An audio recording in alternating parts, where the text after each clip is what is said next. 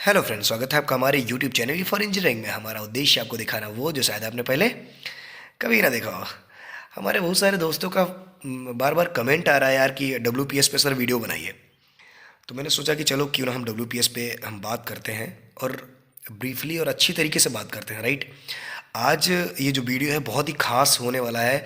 और ये चाहे आप मेरा रिक्वेस्ट समझ लो चाहे जो भी समझ लो कि आप अगर वीडियो को स्किप करोगे ना तो फिर आपको चीज़ें समझ में नहीं आएंगी। तो so that's why I am requesting to you, don't skip the video, right. Video को स्किप मत करो, आप वीडियो को पूरा देखो अच्छी तरीके से अगर आप अच्छा नॉलेज लेना चाहते हो तो। अदरवाइज़ कोई इशू नहीं है, आप छोड़ के जा सकते हो, राइट। तो सबसे पहले हम बात करते हैं डब्ल्यू पी एस के बारे में। डब्ल्यू पी एस का फुल फॉर्म क्या होता है भाई? डब्ल्यू पी एस का फुल फॉर्म होता है वेल्डिंग प्रोसीजर स्पेसिफिकेशंस, राइट। वह स्पेसिफिकेशन जिसके अकॉर्डिंग हम अपने पाइपलाइन में वेल्डिंग मारेंगे उसको हम क्या बोलते हैं? W P S, welding procedure specifications. अब दूसरा सवाल आता है कि वेल्डिंग प्रोसीजर स्पेसिफिकेशंस होता कितने टाइप का है? ये होता है मेनली 4 टाइप का होता है, right. W P S one, W P S two, W P S three, W P S four. W P S one जैसे बोला जाए आपके दिमाग में तुरंत आना चाहिए मेन लाइन वेल्डिंग। क्या आना चाहिए? Main line welding. Main line welding बोले तो W P S one. W P S two क्या होता है? डब्ल्यू पी एस टू होता है हमेशा फ्री टाइन और टाइन के लिए यूज़ किया जाता है W P S two. W P S three और डब्ल्यू पी एस फोर क्या होता है? ये हमेशा रिपेयर के लिए यूज़ किया जाता है और रिपेयर खास करके 2 तरीके के होते हैं। एक थ्रू रिपेयर होता है, एक पार्शियल रिपेयर होता है, राइट। तो आपको याद रखना है डब्ल्यू पी एस थ्री जो होता है वो आपके थ्रू रिपेयर के लिए होता है, डब्ल्यू पी एस फोर जो आपका होता है वो होता है पार्शियल रिपेयर के लिए, ठीक है। तो चलो आज हम आपको बताते हैं कि डब्ल्यू पी एस कैसे बनाते हैं। आपको अगर बनाना है तो किस तरीके से बनाना है। अगर आप इस तरीके से डब्ल्यू पी एस बनाएंगे तो आने वाले टाइम में आपको कभी भी कोई भी प्रॉब्लम नहीं आने वाली है, राइट। तो चलो वीडियो को बिना स्किप किए हुए वीडियो में बने रहो, लो एक जेन्युइन नॉलेज, ठीक है। तो चलो स्टार्ट करते हैं। सबसे पहले जब हमारा प्रोसीजर होता है हम पी क्यू टी करवाते हैं, राइट, प्रोसीजर क्वालिफिकेशन टेस्ट। तो हम उसको रिकॉर्ड करते हैं एक डायरी में या कि एक कॉपी में, एक नोटबुक में पूरा पूरा राइट डाउन करते हैं और उसमें हर एक चीज़ राइट डाउन करते हैं, राइट।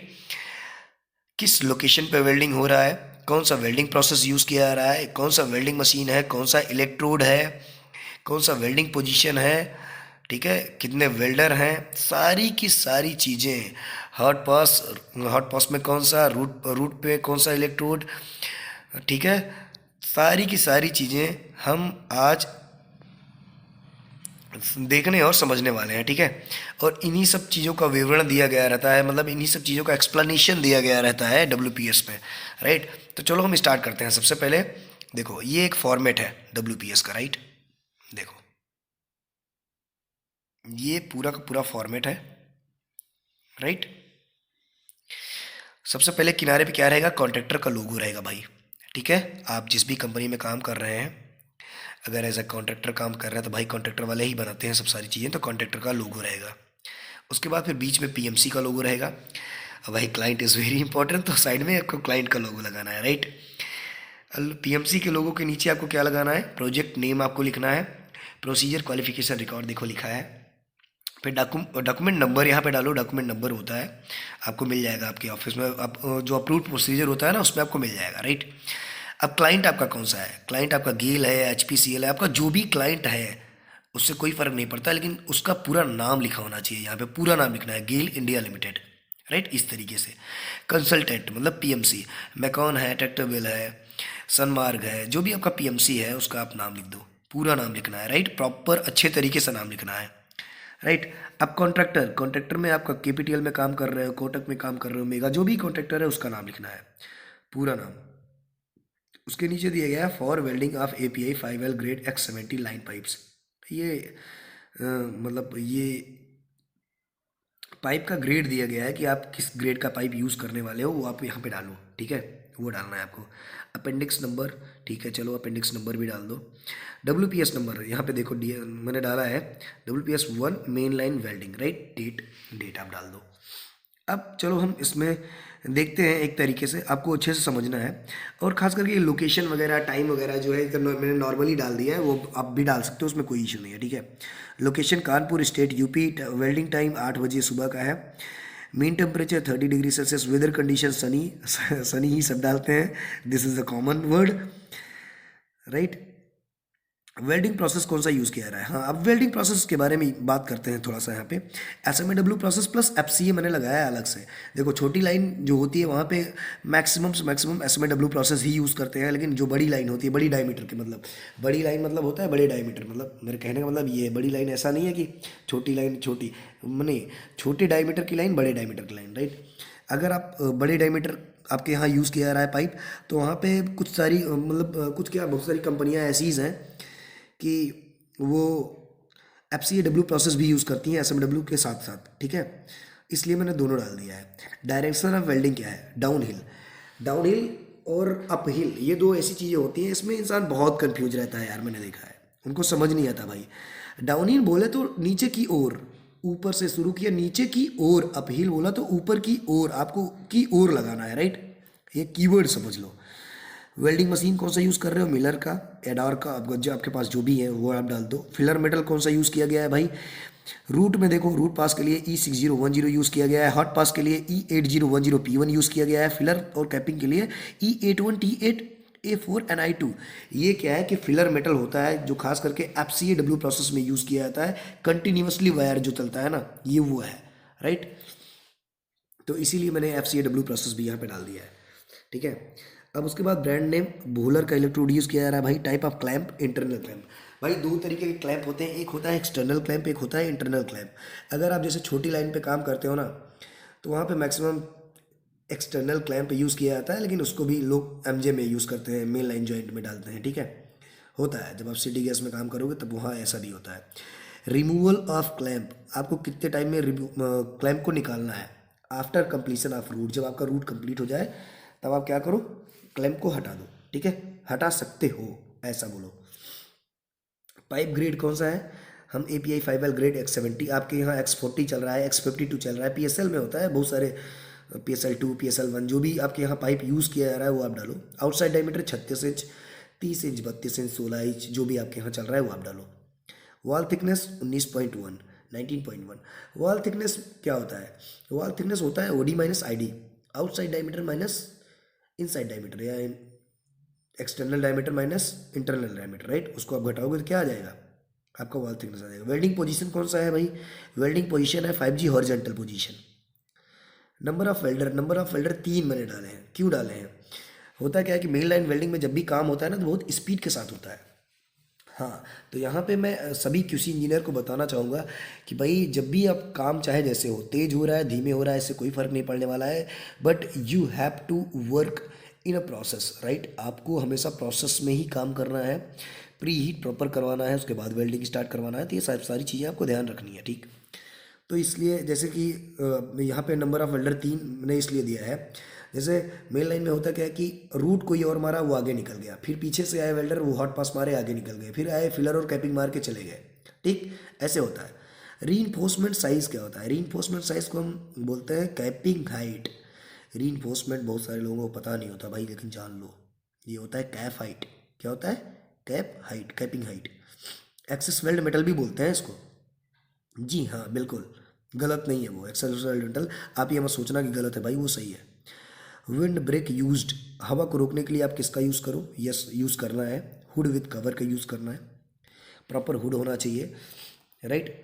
अगर हुड है तो बहुत बढ़िया है, क्योंकि हुड होना ही चाहिए यार, इट्स कंपलसरी, इससे हवा नहीं आएगी, हवा नहीं आएगी तो पोरोसिटी नहीं होगी, ठीक है। टाइम लैप्स बिटवीन पासेस, कितना टाइम आपको छोड़ना है, लैप्स करना है बिटवीन पासेस, सभी पास में। रूट से अगर आप स्टार्ट करते हैं तो हॉट पास जाने में आपको कितना टाइम, जैसे रूट आपने कंप्लीट कर दिया तो कितने देर बाद आपको हॉट पास स्टार्ट कर देना है, पता है, मैक्सिमम 5 मिनट भाई, हॉट पास से फर्स्ट फिलर मैक्सिमम 5 मिनट, समझ रहे हो। हॉट पास आपका कंप्लीट हुआ उसके बाद ये नहीं कि आप सो जाओ, ना ना ना ना, तुरंत आप मारना स्टार्ट करो, मैक्सिमम 5 मिनट आप दे सकते हो, होता है लेकिन 10-15 मिनट तो हो ही जाते हैं।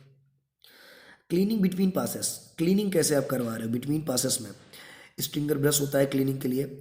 अगर आपको लग रहा है कहीं पे स्लैग है, कहीं पे पोरोसिटी है, तो तुरंत तुरंत उससे बोलो कि काट दे, ग्राइंडर को काट के निकाल दे, राइट। चिपिंग आपके पास होना चाहिए, क्या बोलते हैं, हेक्सा ब्लेड होना चाहिए, ठीक है, हेक्सा ब्लेड से आप कर दो। प्री हीट टेम्परेचर आ गया देखो, minimum 100 degree Celsius, inter pass temperature maximum 250 degree Celsius. अब प्री हीट टेम्परेचर क्या होता है कि जो आप जब फिटअप होता है तभी हाई लो वगैरह चेक करके जब मतलब पूरा प्री हीट अच्छे से करो, ठीक है। मिनिमम 100 डिग्री सेल्सियस तक प्री हीट करो, ये मेरे प्रोसीजर में है भाई, मैं आपको बता रहा हूँ। और इंटर पास टेम्परेचर क्या होता है? इंटर पास टेम्परेचर होता है ड्यूरिंग वेल्डिंग, जब वेल्डिंग चल रही हो तब उसका टेम्परेचर क्या है। आप जाओ टेम्परेचर गन लेके बीच में चेक करो, 250 डिग्री सेल्सियस से ज़्यादा नहीं होना चाहिए, ठीक है। अगर प्रोसीजर में लिखा गया है तो अगर ज़्यादा हो जाएगा तब भी पोरोसिटी आएगा भाई, ठीक है। लोअरिंग ऑफ ऑन स्किड, मतलब आपको बोरी पे कब रखना है। आप देखे होंगे जब भी वेल्डिंग चलता है तो उस टाइम पे होता क्या है कि आपके पास एक साइड बूम होगा, अगर बड़े डायमीटर की लाइन है तो साइड बूम रखते हैं, छोटे डायमीटर की लाइन है तो हाइड्रा रखते हैं, राइट। तो जब आप फिटअप करते हो उसके जब हाँ जब आपकी वेल्डिंग स्टार्ट होती है तो कितनी देर में या कितनी देर बाद या कब उसको बोरी पे रखना है या नीचे रखना है, राइट, बेल्ट हटाना है वहाँ से। कहने का मतलब ये है after completion of root and hot pass, root और हॉट पास कंप्लीट हो जाए तो आप उसे बेल्ट से मतलब हाँ बेल्ट उसका हटवा के आप उसको स्किड पे रख सकते हो। अगर कोशिश करो फर्स्ट फिलर भी हो जाए तो बहुत ही ज़्यादा बढ़िया है, राइट। तो उसमें क्रैक होने के चांसेस बहुत कम रहेंगे, ठीक है। ये है भाई आपका मेन लाइन। अब इसके आगे देखो, बीच में एक ये जगह इसलिए छोड़ी है कि यहाँ पे एक डायग्राम बनाना था यार, खास करके वो वाला डायग्राम जो होता है ना जहाँ पे रूट गैप आपका रूट फेस और बेवल फेस और आपका बेवल एंगल, वो सारी चीज़ें यहाँ पे दी गई होती हैं। तो मैंने जल्दी में वो बनाया नहीं, उसको बनाने में थोड़ा सा टाइम लगता है, ठीक है। कहीं मिला नहीं, नहीं तो कॉपी पेस्ट कर देता यार। अब देखो आपका थिकनेस कितना है पाइप का, उसके अकॉर्डिंग क्या होगा कि बीड चलेगा। Beed Beed in the sense की लेयरिंग होता है यार।